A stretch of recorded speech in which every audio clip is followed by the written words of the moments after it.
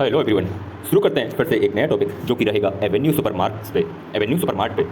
पहले इसके डिस्क्रिप्शन की बात कर लेते हैं। तो Avenue supermart limited, which is also known as DMart, is an Indian retail corporation that operates a chain of supermarket and hypermarket. Avenue supermarket जो है वो डीमार्ट के नाम से भी जाना जाता है और ये जो है वो भारतीय रिटेल कॉर्पोरेशन है जो कि ऑपरेट करता है सुपरमार्केट और हाइपरमार्केट की चेन को। अब यहाँ पर हम सुपरमार्केट जान लें तो सुपरमार्केट ऐसे मार्केट्स रहते हैं जो सेल्फ सर्विस ऑफर करते हैं। हम जाते हैं, जैसे आप लोगों ने बड़े बड़े सिटियों में देखा होगा डीमार्ट, तो हम खुद जाते हैं। वो क्या सुपरमार्केट है, हम खुद जाते हैं, खुद अपनी चीज़ों लेते हैं और उसके बाद बिल बनवाते हैं। तो यहाँ पर यही बोला गया है कि सुपरमार्केट ऐसे मार्केट रहते हैं is a self service shop offering a wide variety of food, beverages and house hold product, जो कि हमको ऑफर करते हैं खाना का सामान, जो बेवरेजेस वगैरह रहते हैं और कुछ हाउस होल्ड प्रोडक्ट, बहुत सी चीज़ें रहती हैं जैसे नहाने धोने, ये सब चीज़ें सुपर मार्केट में मिल जाता है। ये हाइपर मार्केट देखने को मिलता है। तो हाइपर मार्केट जो है वो सुपर मार्केट से और बड़ा रहता है।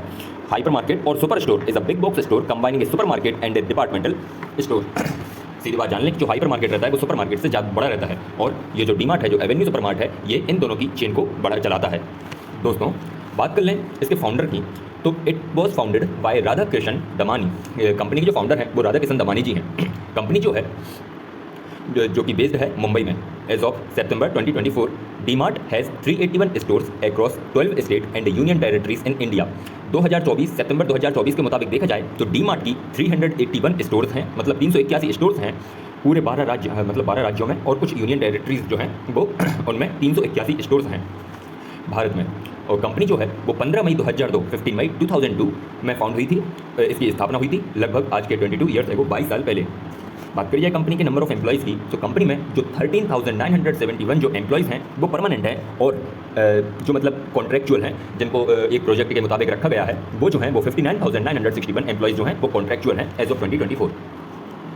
दोस्तों, देखा जाए तो now today on 13th of March the company is trading at a high of 3.34% which refers 122.90 in rupees। यहाँ बात हुई और करंटली जो कंपनी का स्टॉक प्राइस है वो 3,797 चल रहा है। बात करें कंपनी के फंडामेंटल्स की, सबसे शुरू में आता है मार्केट कैपिटलाइजेशन। कंपनी की जो मार्केट कैपिटलाइजेशन है वो 2,38,946 करोड़ रुपीज़ की है।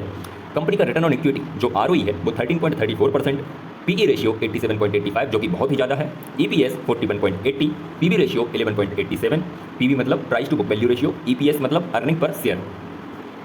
और कंपनी में जो शेयर्स की बात करी जाए कि कितने नंबर ऑफ शेयर्स हैं, तो कंपनी में 65.07 करोड़ जो है वो नंबर ऑफ शेयर्स हैं। कंपनी के पास कोई भी कर्ज नहीं है, डेब्ट जो है वो कंपनी के पास 0 करोड़ है। कंपनी के पास जो कैश है वो 559.86 करोड़ रुपीज़ का कैश है, मतलब कंपनी के पास अभी कैश कितना रखा हुआ है, कितना 559.86 करोड़ रुपीज़ का।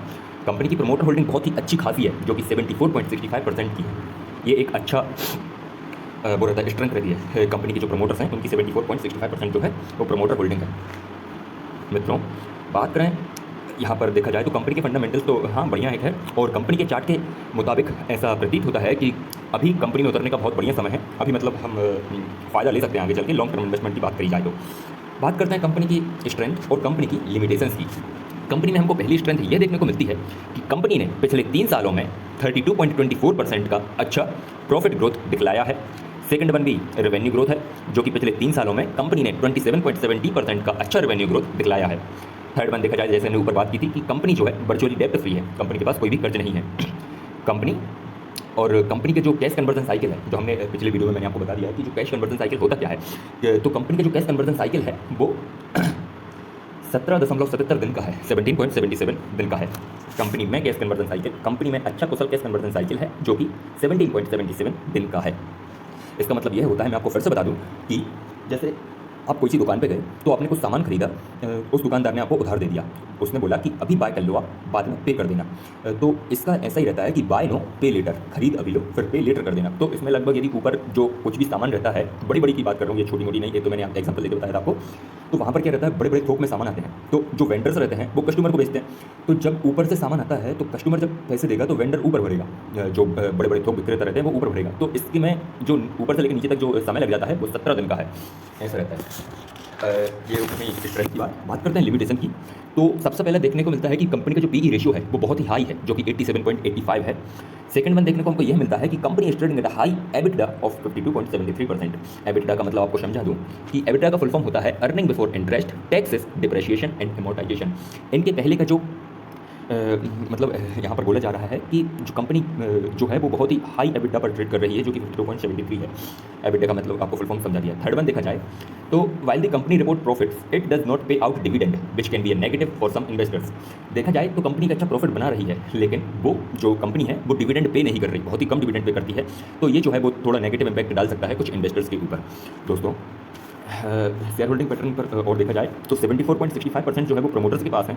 फॉरेन इंस्टीट्यूशंस मतलब जो विदेश से हैं वो 8.96%, पब्लिक हम लोग जो है 8.24% और जो डोमेस्टिक हैं वो 8.14% के साथ कंपनी में बनी हुई हैं।